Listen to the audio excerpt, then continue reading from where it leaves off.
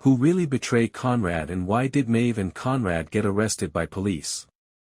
Beggars Banquet doesn't get much better toward the conclusion. Mobland has spent the entire season attempting to be this dinner scenario. It's meant to be both tense and morbidly humorous, but the characters aren't strong enough to carry that out. Harry sits at the end of the table and hardly speaks, but Tom Hardy could lead a scenario like the one they're aiming for. Many of the images don't even feature him. Rather, we concentrate on Joanne Froggatt, Conrad, Maeve, Helen Mirren, and their honored guest, Alice, Emily Barber. Jan is quiet because she is frightened, and Alice, who has been an exceptionally talented undercover agent since we first saw her, finds it difficult to maintain her disguise after being asked a single-pointed question. The only characters remaining are Maeve and Conrad, both of whom I am increasingly certain are terribly miscast. It's an awkward evening, and not in the way Mobland intended. They yell, brawl, shatter bottles, and make unfunny jokes. To top it all off, Maeve and Conrad reconcile as quickly as they stab each other in the throat with knives and bottles after being detained. It is a miniature version of the series. Nothing that occurs affects what occurs next. Promises and threats are forgotten.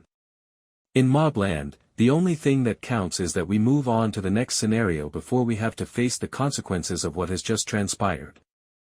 Going over every plot detail in Mobland at this stage is not worth it. Despite their intersections, none of them appear to be more significant than the others, and they are not genuinely connected in any manner.